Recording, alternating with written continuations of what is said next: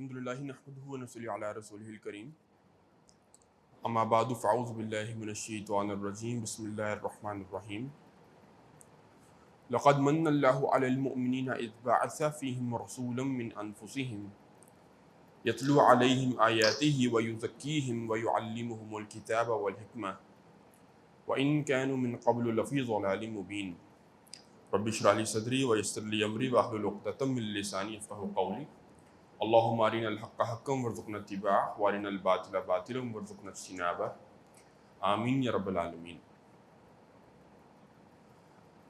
حضرات، دنیا میں جب بھی کوئی شخص پیدا ہوتا ہے، دنیا میں آتا ہے اور پھر اپنے پیروں پر کھڑا ہو جاتا ہے تو اس پورے فیز کے اندر سب سے پہلے اس کے جو محسنین ہوتے ہیں، جن کا احسان ہوتا ہے، وہ ہمارے والدین ہوتے ہیں۔ ماں نے پیدا کیا، اس کے بعد پھر 2 سال ماں دودھ پلاتی ہے بچے کو، اور اس کے بعد پھر جب تک وہ اس قابل نہیں ہو جاتا کہ خود کھڑا ہو سکے، اس کی زبان چل سکے، اپنا معافی ضمیر بیان کر سکے، اس کی باتوں کو سمجھنا، اس کی تکلیف کو سمجھنا، اس کو درد ہو رہی ہے تو اس کی چہرے کے کیفیات سے سمجھ لینا، اس کے بعد پھر چلتے چلے جائیں۔ بے شمار احسانات ہیں کہ جن کو گنا نہیں جا سکتا والدین کے۔ پھر باپ بھی صبح شام مشقت کرتا ہے۔ سارے والدین اپنی حیثیت سے بڑھ کر کوشش کرتے ہیں کہ اپنی اولاد کو بہترین تربیت دیں، بہترین ان کے لیے اسباب فراہم کریں، لیکن عام طور پر ایسا نہیں ہوتا کہ بچہ جب میچور ہو جائے تو ماں باپ اس کو ڈیلی بیسس کے اوپر احسان جتلانا شروع کر دیں کہ دیکھو تم 1 سال کے تھے، ہم تمہارے لیے یہ کرتے تھے، یہ کرتے تھے، تمہاری نجاستیں صاف کرتے تھے۔ روز ان باتوں کے تبصرے نہیں ہوتے گھروں کے اندر، حالانکہ اگر ہو بھی جائیں اور روز نئی بات بھی کی جائے، بلکہ ریپیٹ بھی کر دی جائے تو بات غلط نہیں ہوگی۔ لیکن ہم سب جانتے ہیں کہ ہمارے والدین نے ہمارے اوپر احسانات کیے۔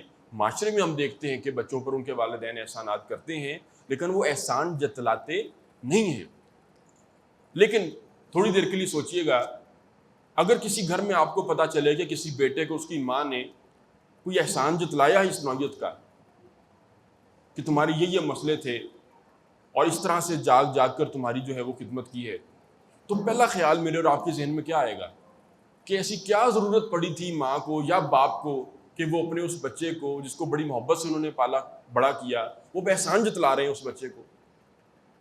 تو پہلی بات یہی ذہن میں آتی ہے کہ کوئی نہ کوئی اس لڑکے نے حرکت ایسی کی ہے، ناشکری اس نے کوئی ایسی کی ہے، نافرمانی کوئی والدین کی اتنی بڑی کر گیا ہے کہ چھوٹی موٹیوں پر بھی نہیں ہوتا یہ کہ ماں باپ زچ ہو گئے ہیں اس سے اور اس کو کہہ رہے ہیں کہ کچھ تو احسان مانو، کچھ تو خیال کرو کہ تم کچھ بھی نہیں تھے اور ہم نے تمہیں اتنا بڑا کر دیا ہے اور آج تم کہتے ہو کہ ہم نے کیا کچھ نہیں تمہارے لیے۔ تو اس نے کوئی نہ، یا پھر اس کو احساس رہا ہی نہیں سرے سے کہ یہ میرے ماں باپ ہیں، ان کی قدر کیا ہے، ان کی وقت کیا ہے۔ اسی طرح نوٹ کیجئے گا، مقصد اس وقت والدین کی اہمیت پر بات کرنا نہیں تھا، اگرچہ وہ ایک مستقل دین کا مضمون ہے۔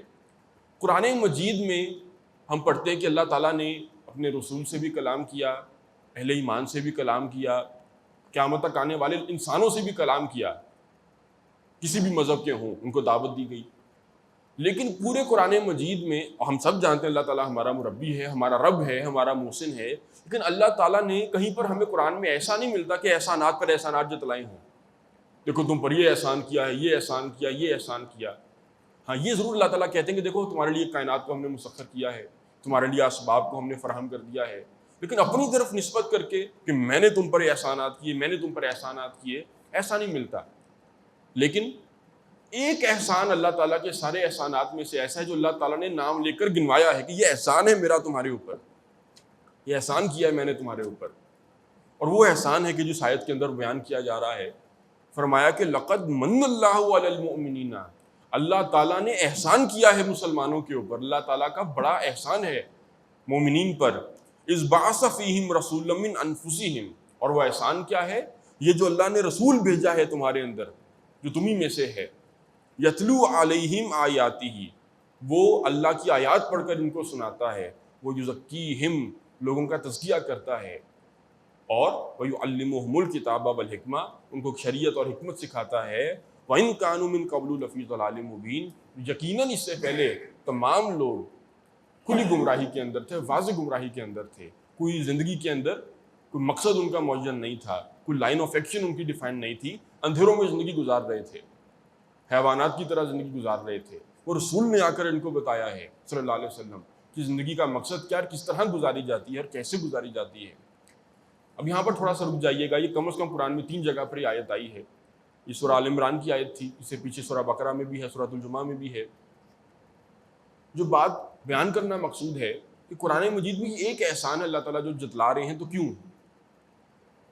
ہم دین کا موٹا سا اگر نقشہ اپنے سامنے کھینچ لیں تو اسلام کے اب سب جانتے ہیں کہ 2 بنیادی جز ہیں.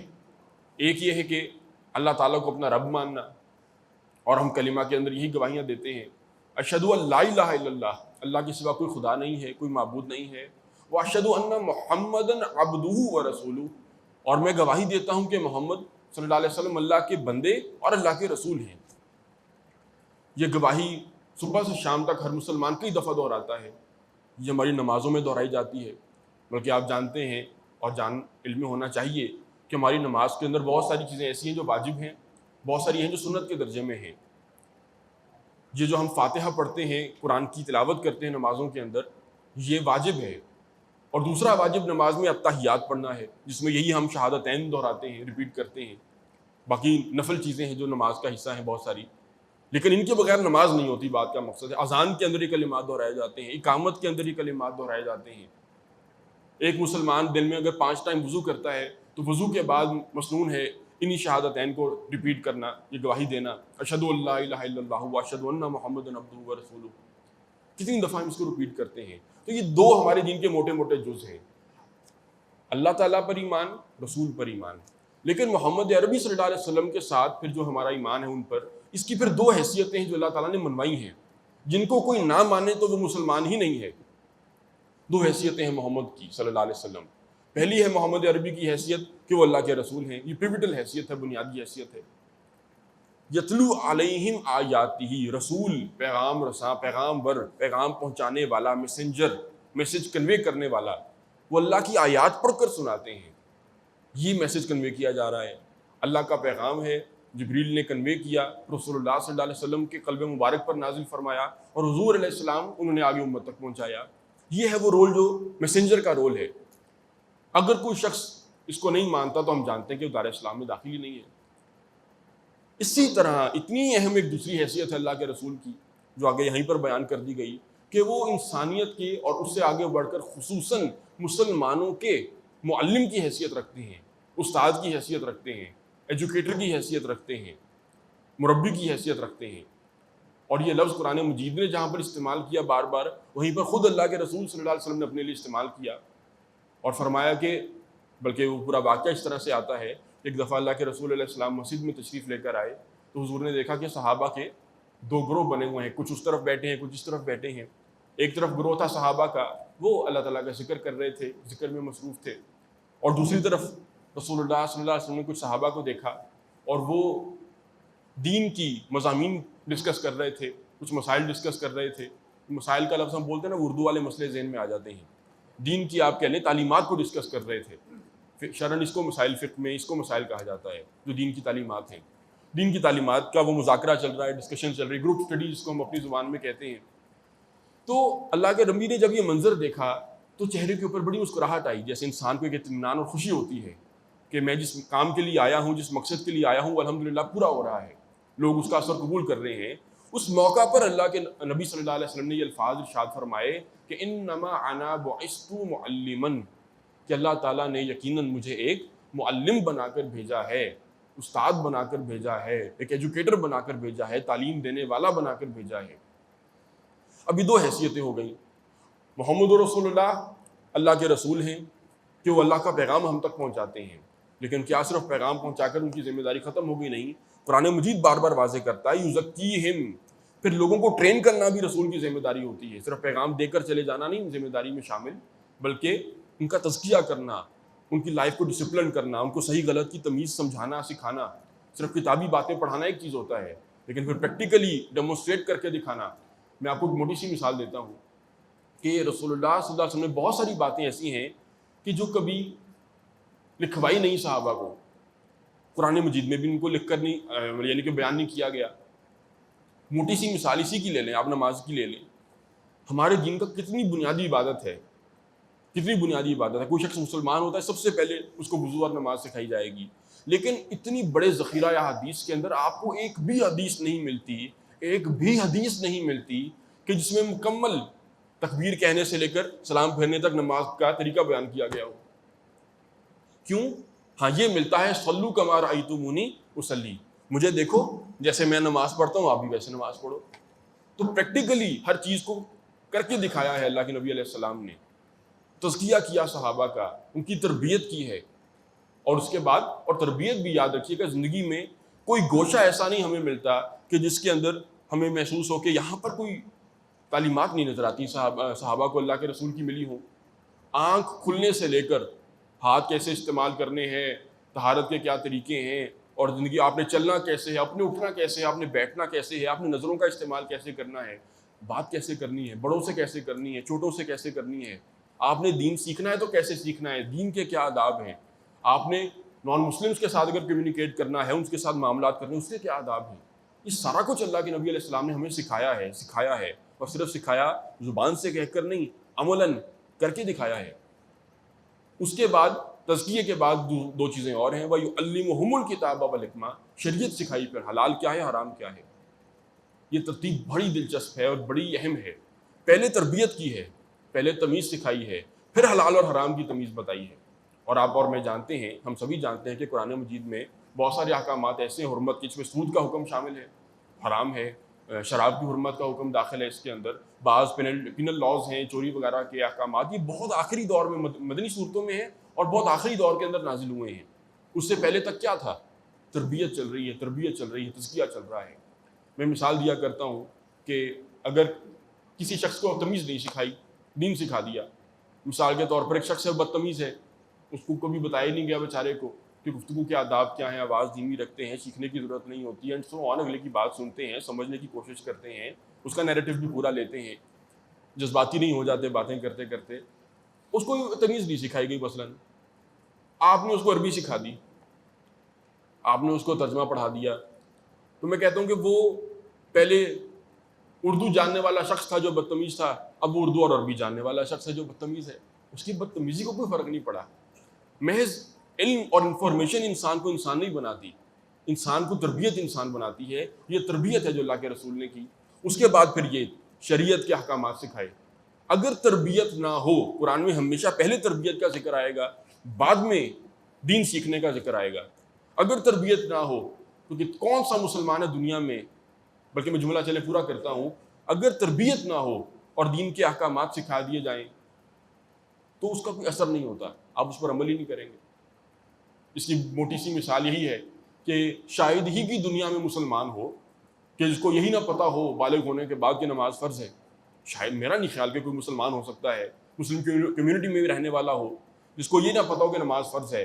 آپ کو اس کی دینی تعلیم حکم پتہ چل گیا، لیکن کتنے پڑھتے ہیں پابندی کے ساتھ؟ کیوں نہیں پڑھتے؟ تربیت نہیں کی گئی. کتنوں کو پتا ہے کہ جھوٹ بولنا حرام ہے؟ سب کو پتا ہے. کتنے ہیں جو جھوٹ نہیں بولتے؟ بہت کم لوگ ملیں گے معاشرے میں. وجہ کیا ہے؟ تربیت نہیں ہوئی. تربیت کتابیں نہیں کرتی، تربیت شخصیتیں کرتی ہیں. والدین سب سے پہلے مربی ہیں. کیوں کہ ان کا درجہ اتنا اونچا ہے، وہ تربیت کرتے ہیں. صراط الذین انعمت علیہم، اے اللہ ہمیں ان کے راستے پر چلا، ہمیں سیدھے راستے پر چلا. صراط المستقیم، یہ کون سا سیدھا راستہ ہے؟ صراط الذین انعمت علیہم. اللہ تعالیٰ نے راستے کو ڈیفائن کیا تو شخصیتوں کا ذکر کیا. یہ ان شخصیتوں کا راستہ ہے جن پر اللہ کا احسان ہوا. ان کو دیکھو، جو ان کا راستہ ہے وہی اللہ کا راستہ ہے، وہی صراط مستقیم ہے.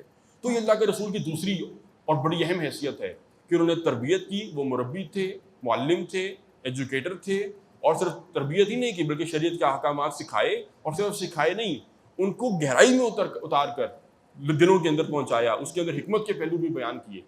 نماز پڑھنی ہے، یہ حکم ہے. کیوں پڑھنی ہے؟ کیا ملتا ہے؟ فائدہ کیا ہے مجھے؟ کن نقصانات سے بچ جاؤں گا؟ یہ حکمت ہے نماز کی. اسی کے اوپر آپ پورے دین کے احکامات کو قیاس کر سکتے ہیں، اس کی حکمت. تو اللہ تعالیٰ کا بڑا احسان ہوا ہے. بات یہاں سے شروع ہوئی تھی کہ کوئی بھی محسن، محبت کرنے والے ماں باپ جس طرح سے احسان نہیں جتلاتے اپنے بچوں کو. کہ قرآن مجید جو شخص ریگولرلی پڑھتا ہے وہ یہ آیت لازماً پڑھے گا کم از کم مہینے میں ایک دفعہ تو پڑھے گا اگر ایک سپارہ بھی پڑھتا ہے، کہ اللہ کا احسان ہوا ہے یہ اہل ایمان پر کہ اس نے یہ رسول برپا کیا، اٹھایا ہے تمہارے اندر، جو لوگوں کو اللہ کی آیات پڑھ کر سناتا ہے. یہ حضور کی حیثیت ہے، وہ حیثیت ہے رسول. اور اس کے بعد وَيُزَكِّيهِمْ وَيُعَلِّمُهُمُ الْكِتَابَ وَالْحِكْمَةَ، وہ تربیت کرتے ہیں، تزکیہ کرتے ہیں اور شریعت کے احکامات سکھاتے ہیں اور حکمت سکھاتے ہیں. اور یقیناً اس سے پہلے انسان کھلی گمراہی کے اندر تھے، جہالت کے اندھیروں میں تھے. تو اب بات کا خلاصہ کیا نکلا کہ دین کے جو ہمارے دو بنیادی جز ہیں، ارکان ہیں، اللہ تعالیٰ کو اپنا رب ماننا، وحدہ لا شریک ماننا، اور دوسری طرف محمد رسول اللہ کو اللہ کا رسول ماننا. حضور کی دو حیثیتیں ہیں، وہ اللہ کے رسول ہیں اور اللہ کی طرف سے مبعوث کردہ بھیجے گئے معلم ہیں. مبعوث سمجھ نہیں آئے گی، اپوائنٹڈ ایجوکیٹر ہیں. اگر کوئی شخص کہے کہ میں ایجوکیٹر تو مانتا ہوں، معلم مانتا ہوں، بڑی اچھی اقدار سکھائی ہیں محمد عربی نے صلی اللہ علیہ وسلم، لیکن میں ان کو اللہ کا رسول نہیں مانتا، اول تو اس کا پہلا دعویٰ بھی جھوٹا ہوگا. ہم کہیں گے اگر آپ نے معلم مانا ہے، رسول نہیں مانا، تو کم از کم بھی یہ کہ آپ مسلمان نہیں ہیں. اگر کوئی شخص وائس ورسا آپ لے کر آئیں برعکس، اگر کوئی شخص یہ کہے کہ میں محمد عربی کو رسول مانتا ہوں صلی اللہ علیہ وسلم، ہاں لیکن میں ان کو معلم نہیں ماننے کو تیار. کیسے؟ کہ ان کی تعلیمات کو میں نہیں سمجھتا وہ آج کے دور کے لیے ہے یا میرے لیے ہیں، وہ ان مخصوص لوگوں کے لیے تھیں، اس مخصوص معاشرے کے لیے تھیں، وہ مکہ مدینہ کے لوگوں کے لیے ہی تھیں. باتیں اچھی ہیں لیکن وہ وہاں تک کے لیے محدود تھیں. اپلیکیبل ہو تو سمجھ لے لیں، ورنہ ان کو لینے کی ضرورت نہیں ہے. رسول مانتا ہوں، معلم نہیں مانتا. تو اس پر بھی نوٹ کر لیں، ہماری آرتھوڈاکس اسکالرشپ کا کنسنسس ہے، ہمارے علماء کا اتفاق ہے اس کے اوپر کہ وہ شخص بھی مسلمان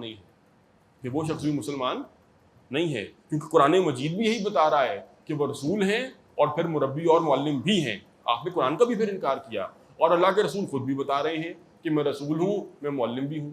تو جب آپ نے کسی بھی پہلو سے کہہ دیا کہ یہ شخص جھوٹا ہے، تو آپ نے انکار تو کر دیا، کفر تو ہو گیا. آج جو معاشرے کے اندر ہمارے طرح طرح کی گمراہیاں ہیں، اندھیرے ہیں، بے تربیتی ہے، اس کے اوپر بہت تبصرے کیے جا سکتے ہیں، افسوس کیا جا سکتا ہے. برے حالات ہیں، نوجوانوں کے مسائل ہیں، بڑوں کے مسائل ہیں، لائف اپنی ڈسپلن کے ساتھ گزارنی نہیں آتی، ذہنی مسائل پیدا ہو گئے اب تو بہت سارے اسی وجہ سے. تو یہ پہلے بھی تھے، یہ ختم ہوئے جب اللہ کے نبی صلی اللہ علیہ وسلم کو اللہ کا رسول مانا گیا، ان کو معلم اور مربی مانا گیا. اور ماننا صرف کافی نہیں ہے آج ہمارے لیے، آج ان کی تربیت کو اپنی زندگی میں لے کر آنا، ان اقدار کو اڈاپٹ کرنا. جب تک یہ نہیں ہوگا کہ ہم ان کو اڈاپٹ کریں گے اور اپنے بچوں کو، اپنی اولاد کو دیں گے، تب تک یہ مسائل بڑھیں گے، یہ کم نہیں ہوں گے.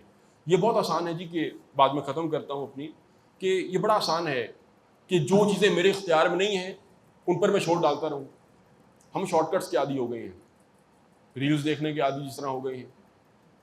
ہر چیز کو ہم چاہتے ہیں ایسے بس چٹکی بجائیں مسئلہ حل ہو جائے، چٹکی بجائیں میں بھی ٹھیک ہو جاؤں، چٹکی بجاؤں میرے ماں باپ میری مرضی کی باتیں کرنا شروع کر دیں، چٹکی بجاؤں میری اولاد میری مرضی کے مطابق چلنا شروع ہو جائے، چٹکی بجاؤں معاشرے کے اندر اسلام نافذ ہو جائے.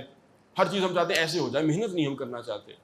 حالانکہ یہ چیزیں، یہ تزکیہ، یہ تعلیم، تعلم، ایجوکیشن، تربیت، یہ محنت مانگتی ہے، یہ وقت مانگتی ہے. تو یہ میری اور میں بات یہ کر رہا تھا کہ ایک طریقہ کے شور کرتے جو چیزیں میرے اختیار میں نہیں ہیں، اس نے یہ کہہ دیا، اس نے وہ کر دیا، اس سیاستدان نے یہ کہہ دیا، فوج نے یہ کر دیا، اس جج نے یہ تبصرہ کر دیا، وہ دیکھیں جی پولیس والے یہ کر رہے ہیں، ڈاکٹر یہ کر رہے ہیں، لائر یہ کر رہے ہیں، جو میری فیلڈ سب پر تبصرہ کرتے رہے. کسی کو کیا فرق پڑ رہا ہے؟ کچھ بھی نہیں پڑ رہا. آپ کو کیا فرق پڑ رہا ہے؟ کچھ بھی نہیں پڑ رہا. آپ یہ دیکھیں گے کتنی چیزیں ہیں ہزاروں کی تعداد میں جو آج میرے اختیار میں ہیں، جو حکومت اچھی ہو یا بری ہو وہ پھر بھی میرے اختیار میں ہے. میں اپنی وہاں پر تو اصلاح نہیں کر رہا، اپنے گھر کا ماحول تو میں ٹھیک نہیں کر رہا. میں جھوٹ بولنا، بد نظری کرنا، اس کا حکومت سے کیا تعلق ہے؟ میں تو نہیں جہاں میرا اختیار ہے میں نہیں چھوڑتا. میں اپنے گھر کے اندر کیا ہوں، میں اپنے کمرے میں کیا ہوں، میں اپنی تنہائی میں کیا ہوں، اس کا کیا تعلق ہے معاشرے کے ساتھ؟ کم از کم الحمدللہ پاکستان میں تو کوئی نہیں ہے. ترکی کی تاریخ میں پڑھ رہا تھا تو وہاں پر آتا ہے کہ ایک وقت ایسا بھی آیا، اتنی سیکولر ہو گئی تھی فوج کہ اگر کوئی شخص شراب نہیں پیتا تھا فوج سے نکال دیا جائے گا، داڑھی رکھنے کی بات کرے گا فوج سے نکال دیا جائے گا. یہ سب کچھ تھا. حالات بدلے، کیسے بدلے؟ ملکوں نے جن میں زوال سے ترقی کی ہے، اور چلے سب کو چھوڑیں، سب سے پہلے ہمارے سامنے تو یہ مکہ اور مدینہ کی زندگی ہے جو صحابہ کی تھی. کیسے انقلاب آیا؟ اس طرح سے انقلاب آیا. یتلو علیہم آیاتہ ویزکیہم ویعلمہم الکتاب والحکمہ. اللہ تعالیٰ کے احکامات کو پڑھا، آیات کو اپنے اندر اتارا، اس کے بعد رسول اللہ کی جو تربیت تھی اس تربیت کو انڈورس کیا، اور پھر جو شریعت کے احکامات تھے ان کو سمجھا، ان پر عمل کیا اور آگے تک لوگوں تک پہنچایا۔ یہ تھا وہ نقطۂ انقلاب جہاں سے انقلاب شروع ہوا ہے۔ اللہ تعالیٰ ہمیں اپنے احوال کی، اپنی نسلوں کی اصلاح کی توفیق عطا فرمائے۔ بارک اللہ لی و لکم فی القرآن العظیم، ونفعنی و ایاکم بالآیات و الذکر الحکیم۔